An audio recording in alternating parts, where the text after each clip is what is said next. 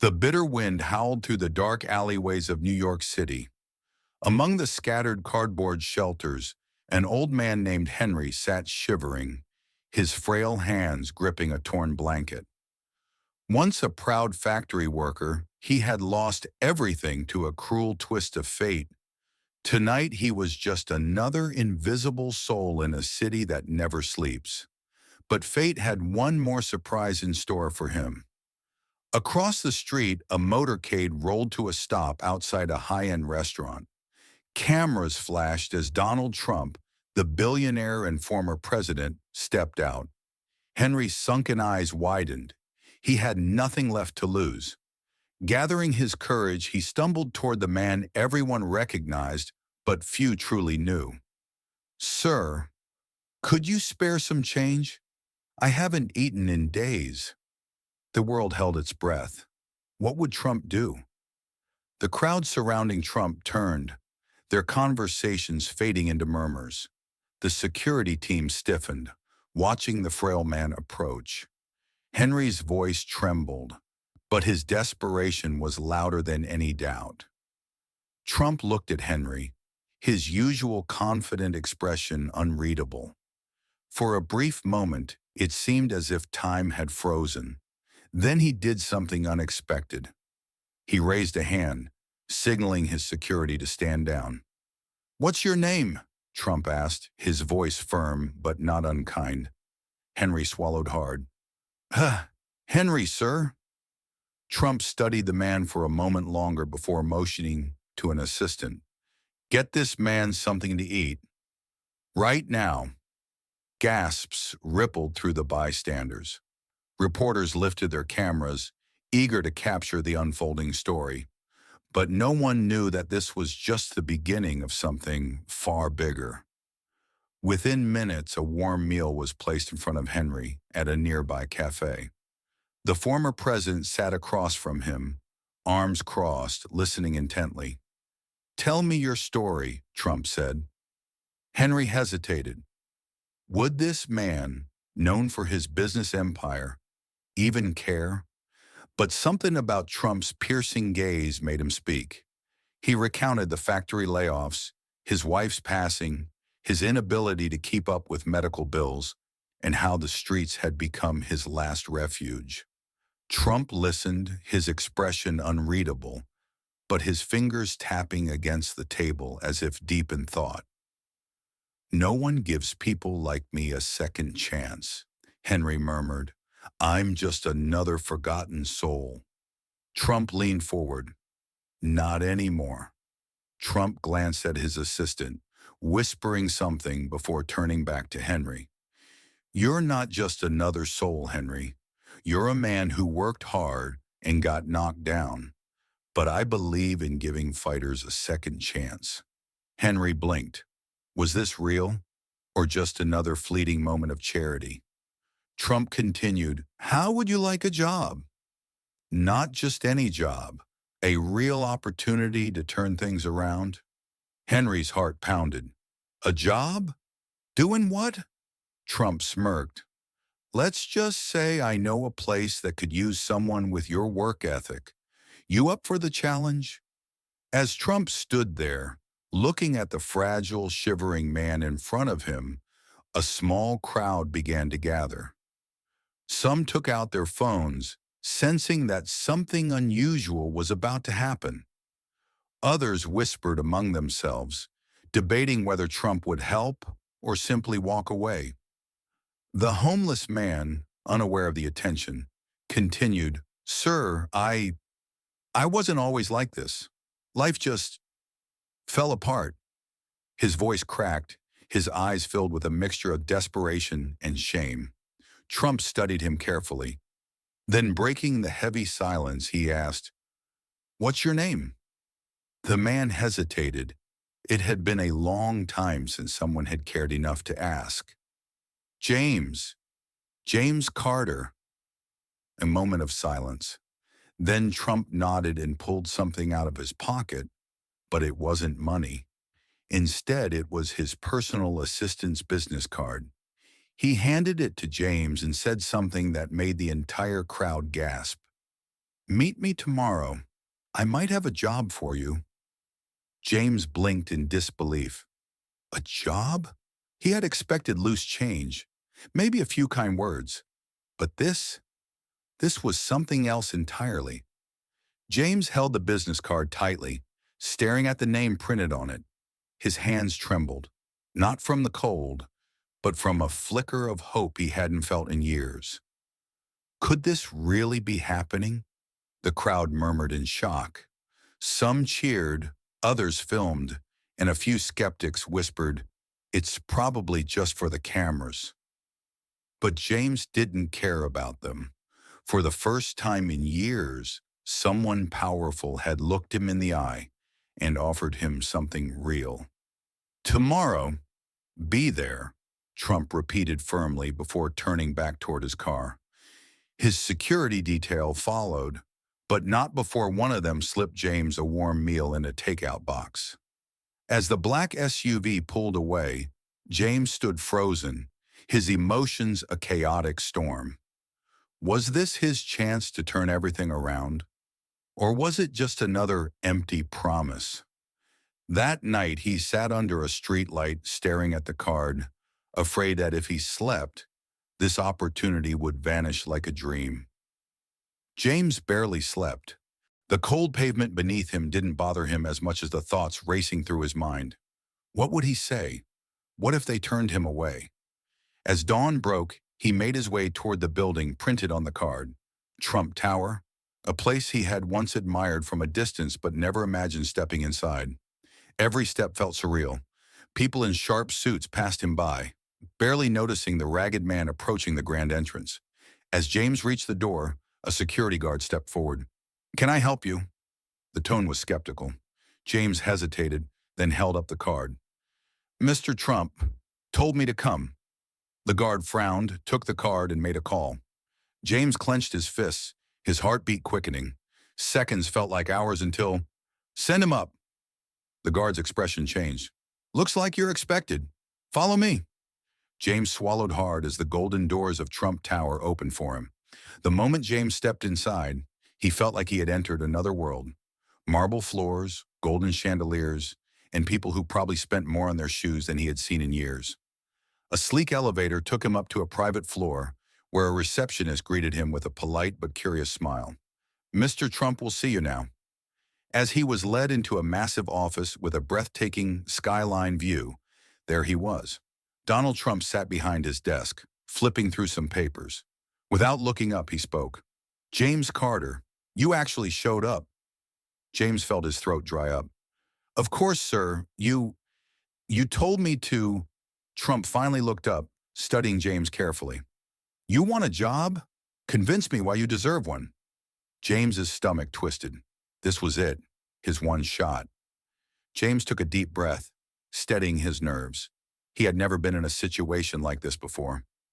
"What do you say when the most powerful man in the room is waiting for an answer?" His mind raced back to all the jobs he had lost, all the doors that had closed on him. But this time, he wasn't going to let fear control him. He squared his shoulders and looked Trump directly in the eye. "Sir, I don't have a fancy resume. I don't have degrees or references, but what I do have is the ability to work harder than anyone else in this building." Trump raised an eyebrow, intrigued. "Go on." James clenched his fists, his voice growing stronger. "I've worked at construction, cleaned floors, driven trucks, anything to survive. I don't give up. I know what it means to struggle, and I know what it means to fight for every dollar." A moment of silence filled the room. Then Trump leaned back, tapping his fingers on the desk. "Hard work is important, but tell me, why should I take a chance on you?" James swallowed hard. This was it, the moment that would decide his fate. James hesitated, but only for a second. If he didn't give this everything he had, he'd regret it forever. "Because I have nothing to lose," James said firmly. "You give me a chance, and I will prove to you that no one will work harder than me. I don't need handouts. I need an opportunity. And if you give me that, I won't waste it." Trump studied him, silent. The air in the room felt thick with tension. Then Trump smirked. "You know," he said, folding his hands, "people like you remind me of myself when I was younger." James blinked in surprise. Did Trump just compare him to himself? You hustle, you fight, you don't accept failure, Trump continued. That's how you survive in this world. That's how you win. James felt a flicker of hope. Had he just convinced the most powerful businessman in the country to take a chance on him? Trump leaned forward, placing his hands on the desk. All right, James. You say you can work hard? Let's find out. I'll give you a job, starting today. James's heart pounded. You? You're serious? Trump smirked. Do I look like someone who jokes? James felt a lump in his throat. For the first time in years, someone wasn't looking at him like a failure. Someone was giving him a real shot. You won't regret this, sir, he said, voice trembling with emotion. I better not, Trump replied, because if you mess this up, you're out. James nodded, determination burning in his eyes. This was his chance to turn his life around, and he wasn't going to waste it. The next few hours were a blur. James was handed a clean uniform, a badge, and a security pass. Just this morning, he had been sleeping on the streets. Now he was walking through the halls of Trump Tower as an employee.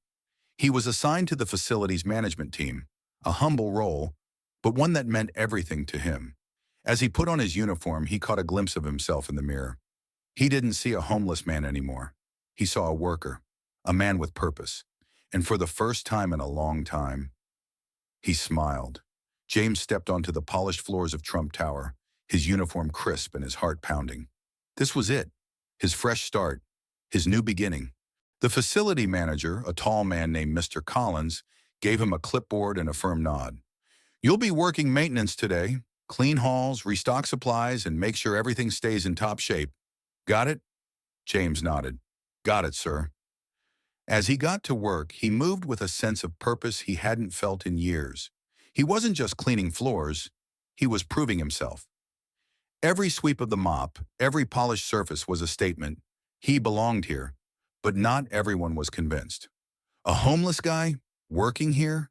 James overheard one of the junior staff whisper to another. I bet he won't last a week.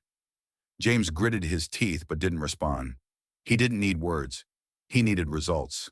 He worked tirelessly through the day, his muscles aching, but his spirit soaring. For the first time in years, he was working towards something bigger than just survival. As James was wiping down the marble counters in the lobby, a group of high-profile investors walked in, their expensive suits and confident strides radiating power.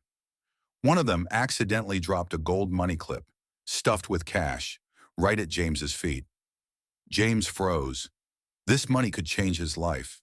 A few bills could get him a decent place for the night, a full meal, maybe even some savings. But then he remembered why he was here. Slowly he bent down, picked up the clip, and turned to the man. Sir, you dropped this. The investor raised an eyebrow, clearly surprised. Well, a man of honesty. He took the money clip and smirked. You're new here, aren't you? James nodded. First day, sir. The investor turned to one of Trump's executives and said, You've got good people working here. James felt a surge of pride. He had passed his first real test. Later that evening, as James was finishing his shift, a familiar voice echoed through the hall. How's the new guy doing? James turned around. It was Trump himself.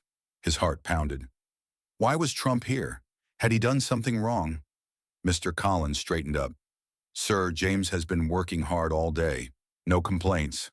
Trump looked James up and down. And? What do you think? Did I make the right decision hiring you? James stood tall. Yes, sir, and I won't let you down. Trump smirked. Good, because I don't do charity, James. If you work here, you earn your place. You think you can handle that? James didn't hesitate. Absolutely. Trump gave him a small nod of approval. Then prove it. As Trump walked away, James clenched his fists with determination. This wasn't just a job. It was his shot at redemption, and he wasn't going to waste it. James arrived early the next morning, long before the other employees. He wasn't going to be just another worker. He was going to be the best. He scrubbed the floors until they shined, organized supply closets, and even helped an elderly receptionist carry in a stack of heavy files. Every little task mattered, but not everyone was impressed. A senior janitor, Rick, had been working in the building for years. He watched James with narrowed eyes. "You trying to make the rest of us look bad, rookie?" he muttered, arms crossed. James didn't flinch. "No, sir. Just trying to do my job right," Rick scoffed. "We'll see how long that lasts." James ignored the doubt and kept working. But deep down, he knew. He had to prove himself not just to Trump, but to everyone. During his lunch break, James overheard a conversation between two executives in the break room. "Mr. Trump is coming for an inspection tomorrow." James froze. Inspection? Already? He knew what that meant. If Trump wasn't impressed, he could be fired on the spot. James took a deep breath. This was his chance.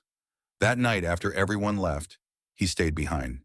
He cleaned the entire floor by himself. He made sure every corner was spotless, every window gleamed, every room smelled fresh. By the time he finished, it was past midnight. Exhausted but proud, he wiped sweat from his forehead. Now all he could do was wait. The next morning, Trump arrived with his team.